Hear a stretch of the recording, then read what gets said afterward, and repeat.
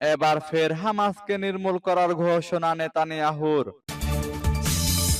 আরো বিস্তারিত জানিয়ে দিব। এদিকে নেতানিয়াহুর বক্তব্যের করা জবাব সৌদি আরবের।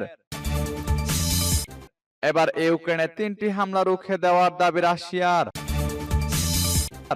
এদিকে নেটজারিম করিডোর থেকে ইসরায়েলি সেনা প্রত্যাহার শুরু।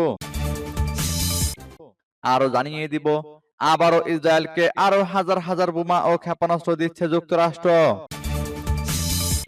এদিকে হামাসের শীর্ষ নেতাদের সাথে ইরানের সর্বোচ্চ নেতার সাক্ষাৎ। লোহিত সাগর ছাড়ল মার্কিন বিমানবাহী রণতরী। এবং সর্বশেষে জানিয়ে দিব, এদিকে ইরান যুক্তরাষ্ট্র উত্তেজনা, খামেনির পাল্টা হুঁশিয়ারি। শুনছিলেন সংবাদ শিরোনাম, এখন বিস্তারিত।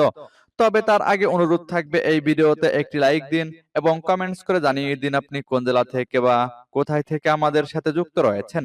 এবং সংবাদের সর্বশেষ গুরুত্বপূর্ণ আপডেট পেতে চ্যানেলটি সাবস্ক্রাইব করে আমাদের সঙ্গে থাকুন। এবার ফের হামাসকে নির্মূল করার ঘোষণা নেতানিয়াহুর।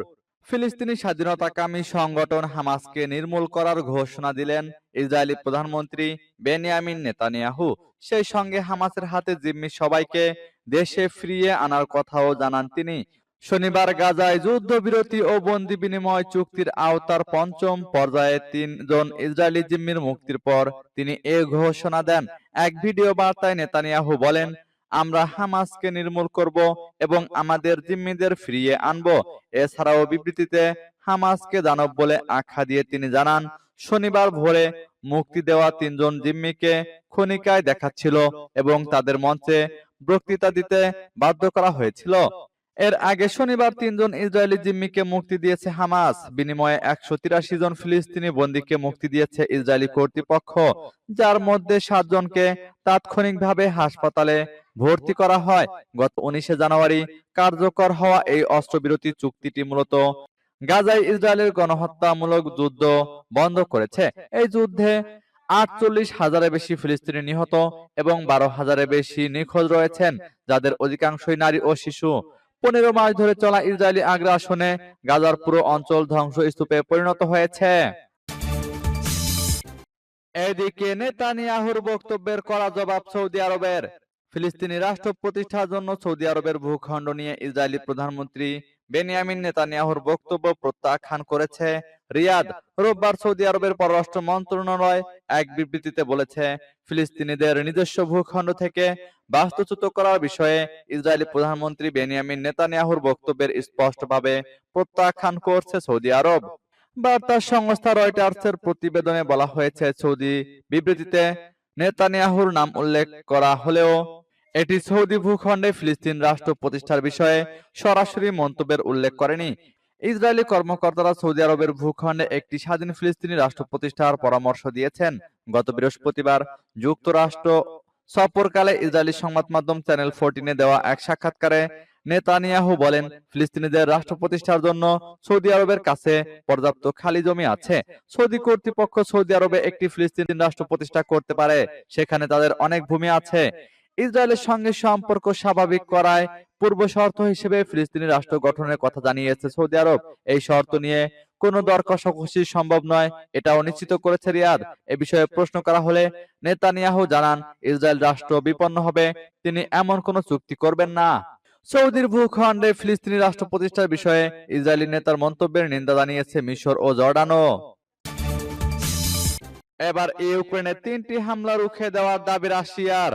রবিবার রাশিয়ার প্রতিরক্ষা মন্ত্রণালয় জানিয়েছে, তারা কুরস্ক অঞ্চলে 3টি ইউক্রেনীয় আক্রমণ প্রতিহত করেছে। রাশিয়ান সেনাবাহিনী ইউক্রেনের এই হামলা আটকে দেয়। রাশিয়ার প্রতিরক্ষা মন্ত্রণালয় জানিয়েছে, কুরস্ক অঞ্চলের পশ্চিমে উলানক এবং সেরকাস্কায়া কেনোপেলোকা গ্রামের কাছে ইউক্রেনীয় সেনারা পাল্টা আক্রমণের চেষ্টা করেছিল, কিন্তু রাশিয়ান সেনারা তাদের প্রতিহত করেছে। এদিকে ইউক্রেন যুদ্ধ অবসানে রাশিয়ার প্রেসিডেন্ট ভ্লাদিমির পুতিনের সঙ্গে কথা বলেছেন যুক্তরাষ্ট্রের প্রেসিডেন্ট ডোনাল্ড ট্রাম্প। ট্রাম্প নিজেই এ তথ্য জানিয়েছেন বলে নিউ ইয়র্ক পোস্টকে জানিয়েছে। গত শুক্রবার এয়ারফোর্স ওয়ানে মার্কিন প্রেসিডেন্টকে বহনকারী উড়োজাহাজে বসে ট্রাম্প তাদের এই সাক্ষাৎকার দিয়েছেন। প্রেসিডেন্টকে প্রশ্ন করা হয়েছিল, তিনি কতবার পুতিনের সঙ্গে কথা বলেছেন। জবাবে ট্রাম্প বলেন, এ প্রশ্নের জবাব না দেওয়াই ভালো। তিনি মানুষের মৃত্যু বন্ধ হওয়া দেখতে চান। সূত্র রয়টার্সের। এদিকে নেটজারিম করিডোর থেকে ইসরায়েলি সেনা প্রত্যাহার শুরু। ইসরায়েলি সেনাবাহিনী গাজার নেটজারিম করিডোর থেকে রোববার তাদের সেনা প্রত্যাহার প্রক্রিয়া শুরু করেছে। ফিলিস্তিনি স্বাধীনতাকামী সংগঠন হামাসের সঙ্গে অস্ত্রবিরতি চুক্তির অংশ হিসেবে নেটজারিম থেকে এই সেনা প্রত্যাহার করা হচ্ছে। ইসরায়েলের পাবলিক সম্প্রচার সংস্থা কেএএন রোববার বিকালে এক প্রতিবেদনে এ তথ্য জানিয়েছে। এতে বলা হয়েছে, সেনা প্রত্যাহার প্রক্রিয়া আজকের মধ্যেই সম্পন্ন হবে। ইসরায়েলি সেনাবাহিনী গাজার উত্তর অংশ থেকে দক্ষিণ অংশকে আলাদা করতেই মূলত এই নেটজারিম করিডোর তৈরি করেছিল, যাতে বাস্তুচ্যুত ফিলিস্তিনিরা আর নিজেদের ঘরে ফিরতে না পারে। ফিলিস্তিনিদের জন্য বিপর্যয়কর ফাঁদ সেই নেটজারিম করিডোর থেকে ইসরায়েলের সেনা প্রত্যাহারের খবরটি এমন এক সময় এলো যখন ইসরায়েল ও হামাস তাদের পঞ্চম দফা বন্দি বিনিময় সম্পন্ন করেছে। এই দফায় ৩ জন ইসরায়েলি বন্দির বিনিময়ে ১৮৩ জন ফিলিস্তিনি বন্দীকে মুক্তি দেওয়া হয়েছে। এদিকে শনিবারের এই বন্দি বিনিময় সম্পূর্ণ হওয়ার পর এক বিবৃতিতে হামাস বলেছে, ফিলিস্তিনি প্রতিরোধ অক্ষ ইসরায়েলি প্রধানমন্ত্রীর নিরঙ্কুশ বিজয়ের স্বপ্নকে ভয়ঙ্কর দুঃস্বপ্নে পরিণত করেছে। এবার ইসরায়েলকে আরো হাজার হাজার বোমা ও ক্ষেপণাস্ত্র দিচ্ছে যুক্তরাষ্ট্র। ইসরায়েলের কাছে আরো $৭৪০ কোটি বেশি মূল্যের অস্ত্র বিক্রির পরিকল্পনা অনুমোদন দিয়েছে মার্কিন স্টেট ডিপার্টমেন্ট। এসব অস্ত্রের মধ্যে রয়েছে হাজার হাজার বোমা ও ক্ষেপণাস্ত্র। স্থানীয় সময় শুক্রবার এক ঘোষণায় এ তথ্য জানায় পেন্টাগন। মার্কিন প্রেসিডেন্ট ডোনাল্ড ট্রাম্প গত মঙ্গলবার হোয়াইট হাউসে ইসরায়েলের প্রধানমন্ত্রী বেনিয়ামিন নেতানিয়াহুকে অভ্যর্থনা জানানোর কয়েকদিন পর এবং গাজা যুদ্ধবিরতির মধ্যেই বিষয়টি সামনে এলো। মার্কিন পররাষ্ট্র দপ্তরের মতে, দুটি আলাদা অস্ত্রের চালান অনুমোদনের জন্য কংগ্রেসে চিঠি পাঠানো হয়েছে। একটি $৬৭৫ কোটি চালান, যাতে থাকবে বিভিন্ন ধরনের অস্ত্র, নির্দেশিকা, কিট এবং অন্যান্য সামরিক সরঞ্জাম।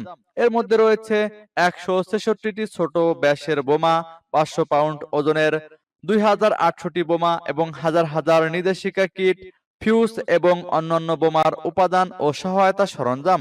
এসব অস্ত্র ও সরঞ্জাম চলতি বছরেই পাঠানো শুরু হবে। এদিকে হামাসের শীর্ষ নেতাদের সাথে ইরানের সর্বোচ্চ নেতার সাক্ষাৎ।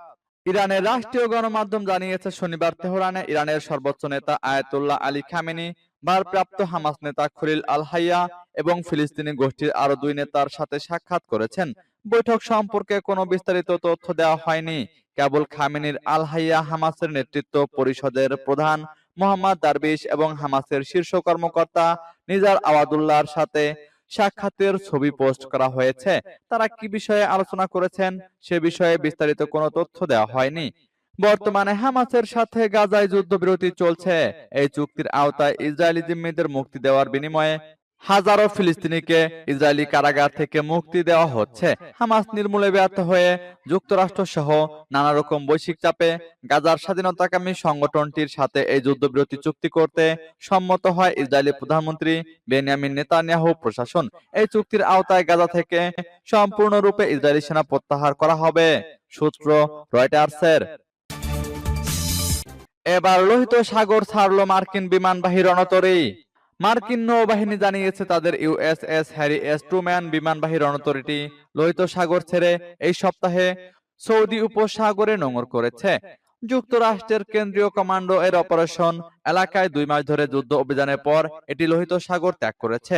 মূলত ইয়েমেন হুতি বিদ্রোহীদের আক্রমণ প্রতিহত করার জন্য এই যুদ্ধ জাহাজটিকে লোহিত সাগরে মোতায়েন করা হয়েছিল।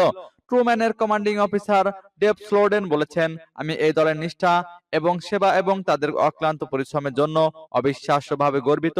তিনি বলেছেন, তাদের প্রচেষ্টা আমাদের জাহাজকে সর্বোচ্চ কর্মক্ষমতা এবং যুদ্ধ অভিযানে সহায়তা করার জন্য বিমান প্রস্তুত রেখেছে। ইরান সমর্থিত হুতিদের প্রতিহত করার জন্য মার্কিন অভিযানকে সমর্থন করার জন্য ট্রুম্যান 14 ডিসেম্বর সেন্টকম এর আওতায় প্রবেশ করে, যারা 2023 সালে গাজা যুদ্ধ শুরু হওয়ার পর থেকে ইসরায়েল ও তাদের মিত্রদের সামরিক ও বাণিজ্যিক জাহাজে আক্রমণ শুরু করে। গত সপ্তাহে মার্কিন সামরিক বাহিনী এবং সোমালিয়ার সরকার আইএসআইএস সোমালিয়ায় বিমান হামলা চালিয়েছে। সূত্র আল আরাবিয়ার। এদিকে ইরান যুক্তরাষ্ট্র উত্তেজনা, খামেনির পাল্টা হুঁশিয়ারি। যদি যুক্তরাষ্ট্র ইরানের নিরাপত্তা লঙ্ঘন করে তাহলে ইরানও পাল্টা জবাব দেবে বলে যুক্তরাষ্ট্রকে হুঁশিয়ারি দিয়েছেন ইরানের সর্বোচ্চ নেতা আয়াতুল্লাহ আলী খামেনি। তিনি বলেন, যুক্তরাষ্ট্র আমাদের হুমকি দেয়, আমরাও তাদের হুমকি দেব। যদি তারা আমাদের নিরাপত্তা লঙ্ঘন করে তাহলে আমরা তাদের নিরাপত্তা লঙ্ঘন করব। খামেনি আরো বলেন, যুক্তরাষ্ট্রের সঙ্গে অতীতে আলোচনার অভিজ্ঞতা থেকে বোঝা যায় যে যুক্তরাষ্ট্র বুদ্ধিমান বা বিচক্ষণ না, তারা দ্বিপাক্ষিক চুক্তি মেনে চলে না। এ মন্তব্যের পেছনে যুক্তরাষ্ট্রের প্রেসিডেন্ট ডোনাল্ড ট্রাম্পের একটি ঘোষণাও রয়েছে। ট্রাম্প বলেছেন তিনি ইরানের সঙ্গে একটি পারমাণবিক শান্তি চুক্তি করতে চান। এই কথার প্রতিক্রিয়ায় খামেনি এই হুঁশিয়ারি দেন। 2015 সালে যুক্তরাষ্ট্রের সঙ্গে ইরান একটি পারমাণবিক চুক্তি স্বাক্ষর করেছিল, কিন্তু 2018 সালে ট্রাম্প সেই চুক্তি থেকে যুক্তরাষ্ট্রকে সরিয়ে নিয়ে ইরানের উপর কঠোর নিষেধাজ্ঞা আরোপ করেন। দ্বিতীয় মেয়াদে ক্ষমতায় আসার পর ট্রাম্প ইরানের তেল বিনিয়োগের উপর আরো কড়া নিষেধাজ্ঞা আরোপ করেছেন। এদিকে যুক্তরাষ্ট্রের নতুন নিষেধাজ্ঞাকে অবৈধ ও অন্যায্য হিসেবে উল্লেখ করেছে ইরান। সূত্র আল জাজিরার।